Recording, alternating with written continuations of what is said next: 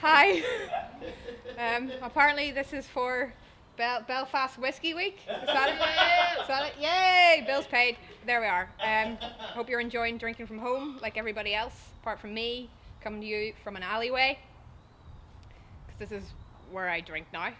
We were in a bar earlier, which was lovely. It was lovely to be back inside a pub, because that is my natural habitat.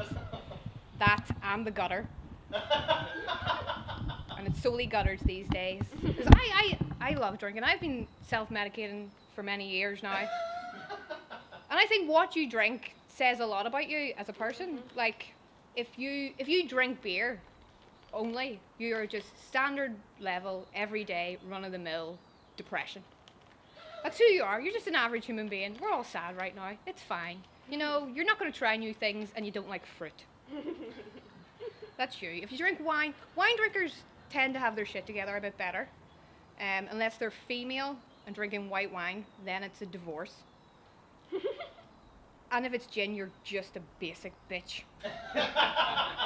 If it's pink gin, you're making my ovaries bleed. If it's whiskey, though, you are not only extremely pretentious, you're also a liar. Because nobody has ever liked whiskey. The Scottish and the Irish just invented whiskey to try and get the English to drink it, and they couldn't handle it because of their weak constitutions. It's the only reason you're drinking it. But lockdown's been weird. It has been weird. I find myself watching a lot of daytime TV. And the only thing I've learned from daytime TV is old people love murder. And they particularly like to see it in comfy chairs or being lowered into a bath. And there is far more pubes in the world than I realised. Like, has anyone ever seen like four in a bed? Tons of pubes everywhere in that. And I swear to God, I've never seen a pube in real life. But as soon as they're in somewhere, and it's not my first thought when I go into a B&B, I don't just stomp in the room and go, there's a pube in here. But they find pubes left, right and centre. The only pubes I see is my own. And I got a lot of pubes, I'm just going to come out and say it. You know, I'm not one for the Brazilian. You know, I'm a fan of the furry triangle. I'm rocking a 70s muff. You know, I shave my face more than I shave down there. And right now, I've got this like weird white hair growing out of the side of my chin.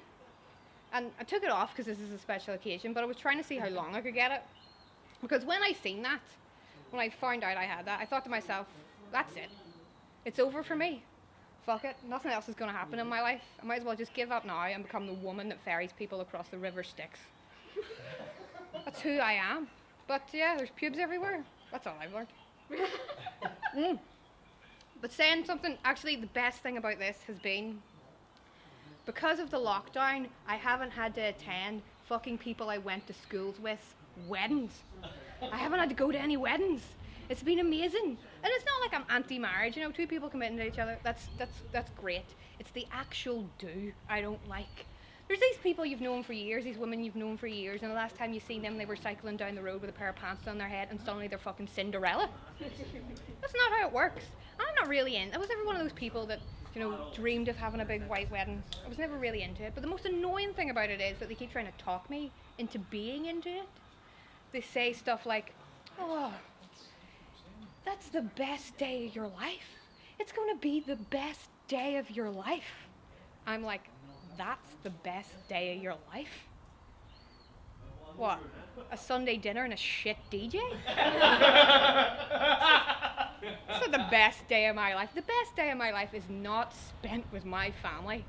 And it certainly doesn't end in sex with the man I love. It's not the best day of my life. The best day of my life is spent alone with a box set of True Blood and a dildo.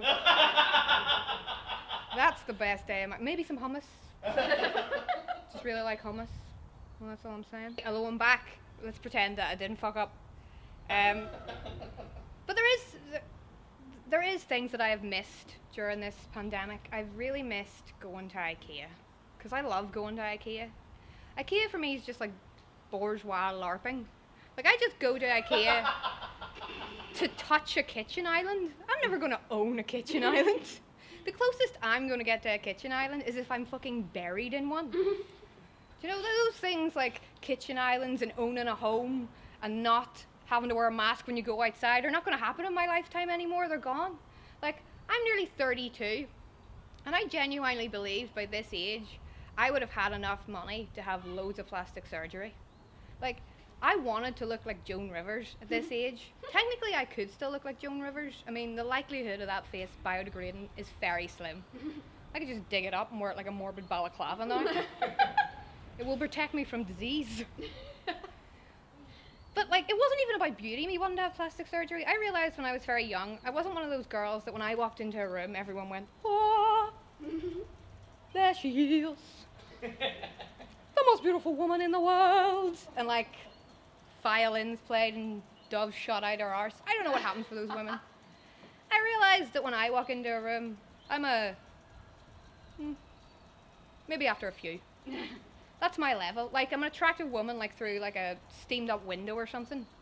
But I thought if it couldn't be a oh, I'd be a ooh. I wanted my breast to enter a room at least 2.5 minutes before my face. That was the look I wanted to go for, about impact, making a statement. But now I don't think I can do it. Because the world does tell men and women very, very different things. Like, the world just constantly tells me, quick, moisturize your neck or no one will fuck you. I have creams for body parts. I don't even know where they are. Someone message me when you find the décolletage. Because I've been putting that shit on my flaps. And trust me, the last thing you need is smooth flaps. I gotta wear a bra as a pair of pants these days. And we've already talked about the bus situation, so it's just mad down there. Nobody needs to know that. Yeah. Although, I was watching a documentary recently about men having a lot of plastic surgery that was very interesting. Do you know, because guys go for a different angle with it. There was a guy on it that wanted to be like a human version of Ken. He'd had a lot of work done to look like that. And then there was another guy on it. He had like a six-pack implanted, but hadn't really done anything about the gut. So from one side, he was just normal guy, bit of a gut. From the front, Teenage Mutant Ninja Turtle. And then there was like the pièce de résistance of the documentary. Was like, what the fuck's happening? And there he is, the pièce de résistance of the documentary. Got a lot of plastic surgery. It's the purpose of why we're not doing kids. Shut through. Thank you very much, sir. Beard and devil. As I was saying, I was watching that documentary about men getting a lot of plastic surgery, and the pièce de résistance of this documentary was a man that had done a lot of work on his male region, his penis. And he was being interviewed to camera, and he was talking about how much he loved doing it, how much he considered it a work of art. And the whole time I was watching this thinking, get it out. Show me what you're working with. Because I was like, what has he done in there? Is it like multicolored? Does it shoot glitter? Is he going to roll it out like one of those really long chew sweets? Like, what has he done? But it turns out he got it out in the end, thankfully. That was the exact action. What he had gone with was just one massive bollock. Just one enormous nut. He'd been injecting silicone into it, and the nut had become so large it had sucked in the other nut and engulfed the dick. It was amazing though. It was just one big huge bulbous round thing, and he loved it. Like, he's stroking it away, he's shining it up and everything. I mean, it did look kind of like the Death Star. So yeah, I think that's the end game of male beauty there. Just one massive nut. That's me, thanks very much.